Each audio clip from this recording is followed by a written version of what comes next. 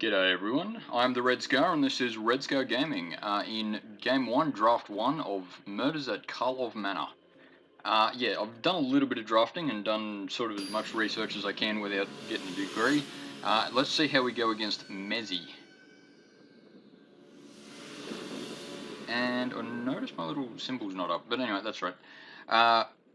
Is it just a casual game? Anyway, let's see how I go. Yeah, I'm playing basically Abzan. I want to get as much creature out as I can sort of initially, which isn't a great opening hand to be honest, but Escape Tunnel is going to get me my forest, which will mean that I'll have all three of my colours out pretty much whenever I need them, which is good so far. Yeah, it's mainly green-white, but I'm splashing black in just for those couple of cards that just seem to work that little bit better. So yeah, Market Watch Phantom is going to be pretty good, I think, because like this coming turn I can disguise. Yeah, it is disguise, isn't it? Yeah, cast it for 3 anyway, which will trigger its ability to fly. Yeah, cast with disguise. Yeah. Yeah, gains flying till end of turn, so I'll attack with that. Get that little bit of initial damage in. Lazav, I think, has the potential to be a really good card for one turn in the game, or a card that you really don't mind essentially sacrificing to do that one big attack. So we'll see how we go. It does have to sort of rely on a good graveyard, though I suppose it does also have that exile something and get a clue. So he at least has his moments of being useful, outside of all that other stuff, I mean. Okay, so we'll go a forest. Now, I can disguise either of these two.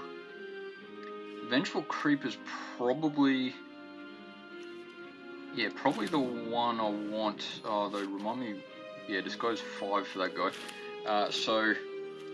Yeah, I might disguise him just because I can actually get him out next turn. As a real creature, I mean.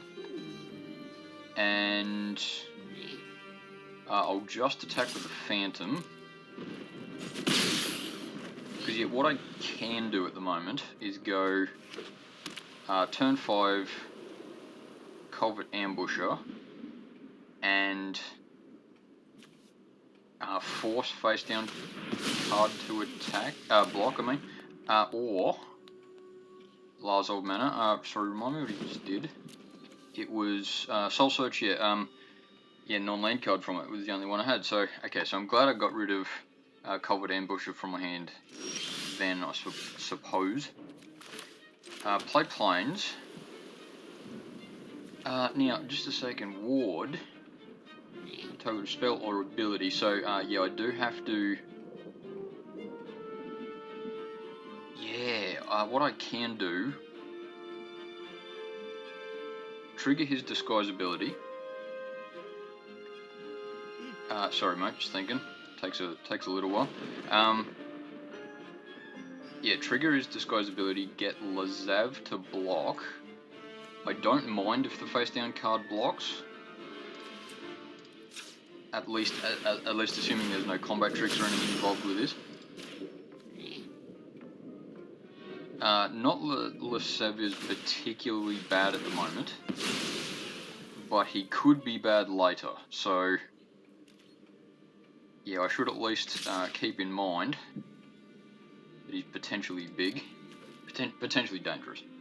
And yeah, so I'll take him out now. If I had trample, that would be even better, but that's alright. I'll tolerate not having trample. Now, Rakish Scoundrel is basically a 6-mana removal spell that can do some damage a bit later on. It's, at least the theory is, you pay 6, destroy 2 creatures, essentially. Okay, that's a nice little trick there. Coerce to kill. Is it going to...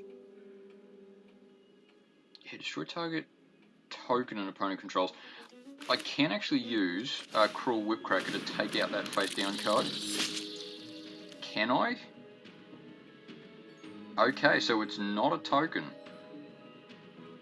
Okay, well I didn't know that one. Okay, well, that's... yeah, not quite how I wanted that to work, but hey, that's alright, I'll tolerate it, I think. Yeah, okay, not optimum time to do that, but not much else I could have done, really. I suppose I could have gone Rakish Scoundrel, we'll save the mana for Rakish Scoundrel, I mean. But yeah, there's nothing jumping out at me as far as what I should do with him at the moment. My opponent doesn't have anything terribly dangerous yet. That's potentially terribly dangerous, though I noticed he didn't disguise it this time. Okay, Killer Among Us. I choose one of my creature types that enters, and it secretly becomes a big creature.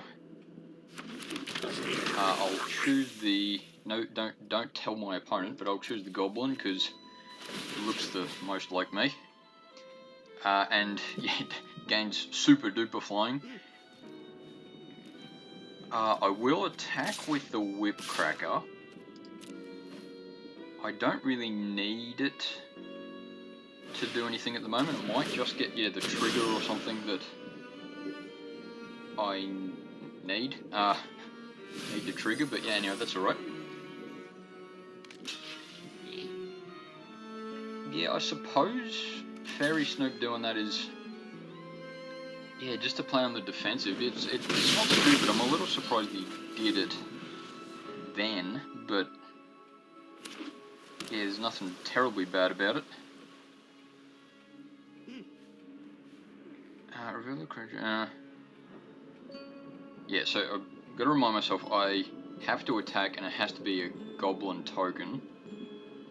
Because yeah, there's a little complication there that I've seen a few people mess up, that they get the wrong technical side of that. So a Killer Among Us has to be played a little bit carefully. But so yeah, I've got to attack with... I don't think we've got any other goblins in this deck, so yeah, I'll have to attack with that goblin to trigger Killer Among Us to essentially... at this stage, it's essentially destroy target creature.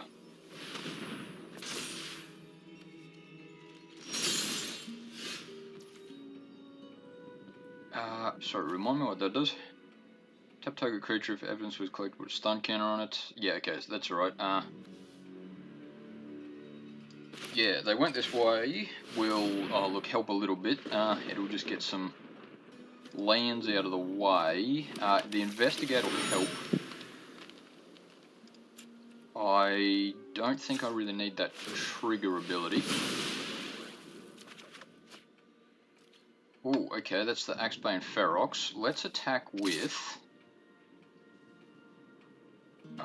yeah, I'll attack with...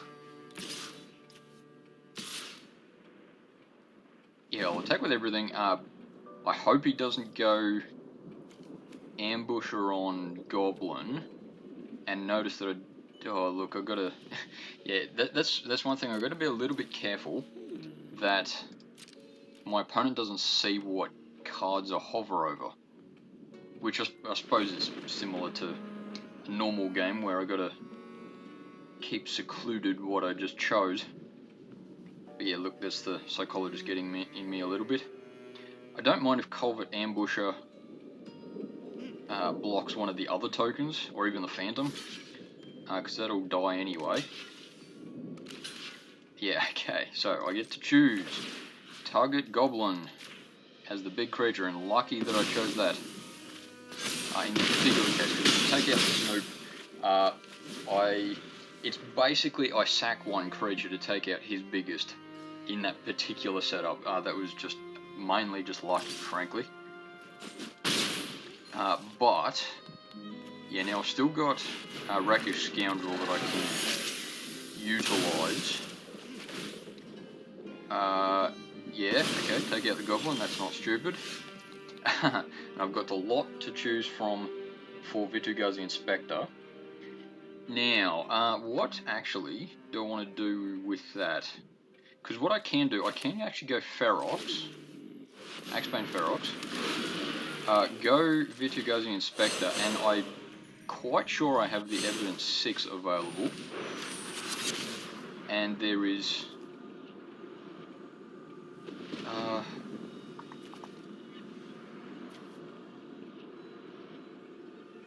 sorry, just a second. It's mana cost 6. Yeah, so...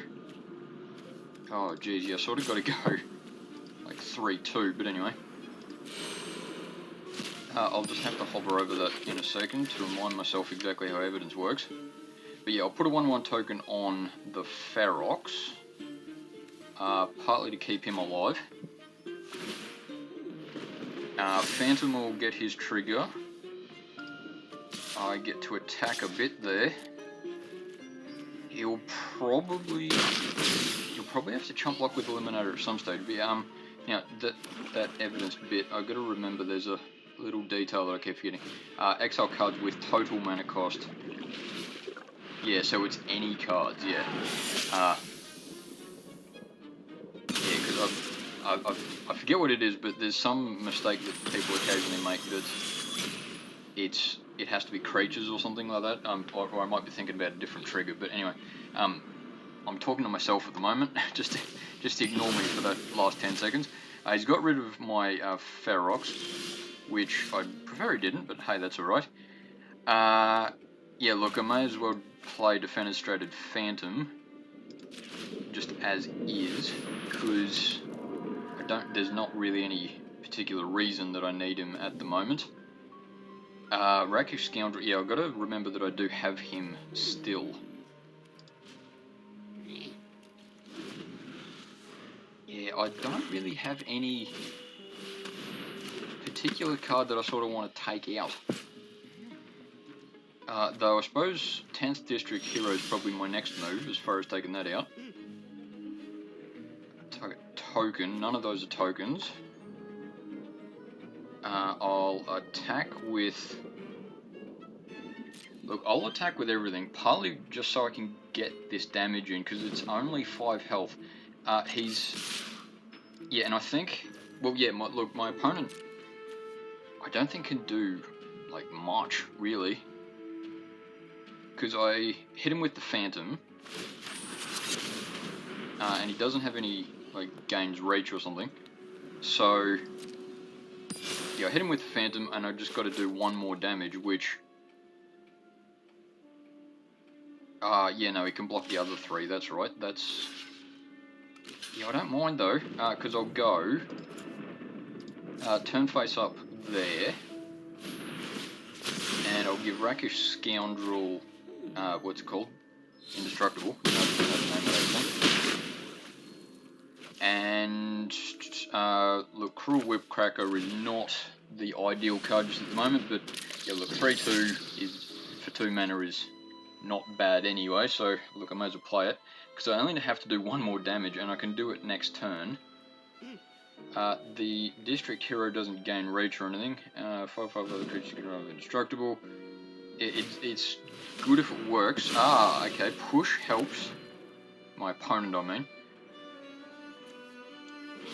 And his collect evidence 4, so that's... yeah, the Scoundrel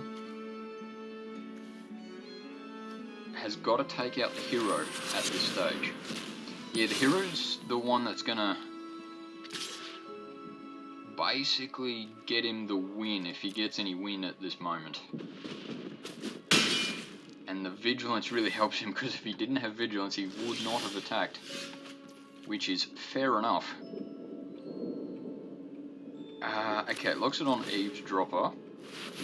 Yeah, all I have to do at the moment is go 1 wider than my opponent, I mean.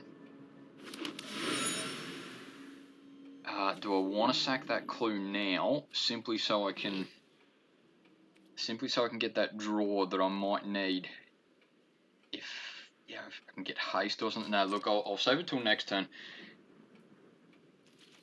because it's more likely that I'll be able to play something call it combat trick or a, yeah, whatever, my next turn.